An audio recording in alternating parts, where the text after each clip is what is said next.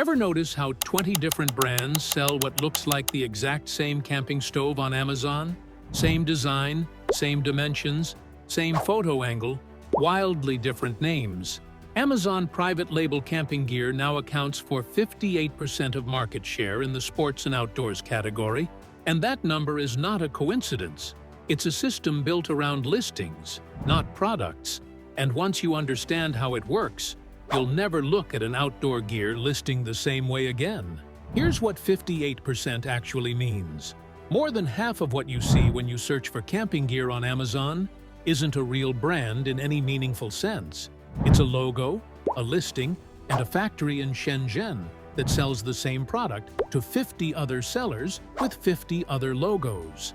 The global camping gear market was valued at $96.75 billion in 2025, and a significant portion of that money is flowing to people who have never designed a product, never tested one in the field, and never built a company around anything other than a seller account and an Alibaba account. The mechanism behind this is legal and almost embarrassingly simple. An operator identifies a generic product on Alibaba or a direct factory sourcing platform. Camping stove, folding knife, hiking headlamp, it doesn't matter. They place a minimum order, request custom packaging with a brand name they invented last Tuesday, and list it on Amazon under that name. The factory ships directly into Amazon's fulfillment network through Fulfillment by Amazon, FBA, which means the operator never physically touches the product. The brand exists as a registered trademark, an Amazon storefront, a set of product photos, and nothing else. No engineering team, no quality control lab, no field testing, no warranty department that actually functions. When the account gets flagged, or a product accumulates enough negative reviews, the operator creates a new brand name and starts the cycle again. What you see when you search for camping gear on Amazon isn't a competitive market of companies trying to build the best product. It's a catalog of identical or near-identical products differentiated by branding decisions made in an afternoon. Two listings sitting side by side might be sourced from the same factory floor, produced in the same batch, and shipped in boxes that were identical before the labels were applied. The only difference between them is the name printed on the side and which seller pocketed your money. The case of Tom Shoe and Lixada illustrates this perfectly. Both are Chinese brands that have sold camping cook sets on Amazon and eBay for years. Both target the budget outdoor cooking market, and both offer titanium and aluminum cook sets at similar price points. Nature Hike operates in a similar space, a Chinese brand with an established Alibaba presence that also sells on Amazon, often with overlapping factory sourcing for its budget cookware and shelter lines. When a gear blogger purchased from Tom Shoe and Lixada and compared them side by side, the construction was indistinguishable. The Tom Shoe 420 milliliter cup failed on its first use, producing a chemical smell when water was heated in it, a clear sign of a non-food safe coating on a product marketed for cooking. That kind of failure is exactly what the CPSC, the Consumer Product Safety Commission, exists to regulate. But private label operators cycling through brand names are structurally difficult for any regulatory body to track and hold accountable. That failure wasn't a Tom Shoe problem or a Lixada problem. It was a factory problem, and the factory serves both brands equally. This isn't an isolated example. It's the architecture of the whole market. Union Source, a China-based product sourcing company, describes their service with complete transparency on their own website. Thousands of factories produce equivalent quality outdoor and sports gear under any brand name the buyer specifies. And the only difference between a $15 factory price and a $150 retail price is the branding. They're not describing an edge case. They're describing how the category works. Amazon is aware of this. Their 2024 Brand Protection Report documents the seizure of more than 15 million counterfeit products in that year alone, and their Counterfeit Crimes Unit has pursued more than 24,000 bad actors through litigation and criminal referrals since 2020. Amazon Brand Registry The program, designed to protect legitimate trademark holders, creates a clear legal barrier against copying established brands like Coleman, a company that has dominated Amazon sports and outdoors with double the traffic of any competing legacy brand, a gap reflected consistently in Amazon bestsellers rank data across the camping category. But Amazon brand registry was built to catch trademark infringement. It was never built to stop a tent sold under the name Peak Rise Outdoors by a seller who'll be Summit Gear Pro next quarter. Creating a new brand and registering it is a feature of the system, not a bug in it. The scale of this matters because camping gear isn't a low-stakes category. According to the Outdoor Industry Association, outdoor recreational participation in the United States reached 175.8 million people in 2024, adding 7.7 million first-time campers in that year alone.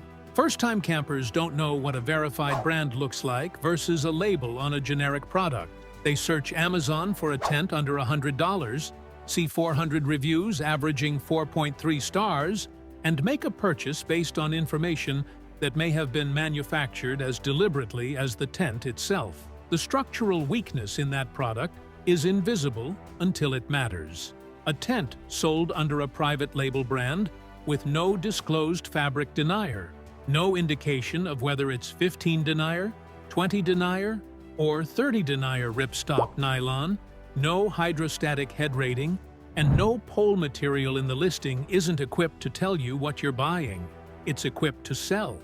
The listing description uses words like durable, weatherproof, and professional grade, and none of those are regulated terms. None of them require any testing to print. What actually separates a legitimate outdoor brand from a private label shell isn't the name, it's the information. MSR publishes the material specifications for its tent poles, including the DAC Featherlight aluminum construction that defines the highest grade pole system available in production tents, the hydrostatic head rating for its rainflies tested against ISO 811, the international standard for measuring a fabric's resistance to water penetration under pressure, and the pole diameter and wall thickness in their technical documentation. Nemo Equipment publishes the engineering rationale behind specific design decisions and the material research behind their sleeping pad construction. Big Agnes discloses fabric denier ratings and pole geometry across their tent lineup. REI Co-op, the largest outdoor retailer in the United States, lists material specifications on every product in their catalog, including third-party brands and their own co-op line. Helinox discloses the aluminum alloy specification, pole diameter, wall thickness, and load-bearing calculation for their camp chairs. When a brand references Gore-Tex or Event Fabric by name, those are licensed technical specifications with independent testing behind them. The exact opposite of an unverified claim printed on a private label hang tag. No mainstream private label camping brand provides that depth of information because the information would reveal a product built to a price point, not a performance standard. So here's what that means practically when you're looking at a listing.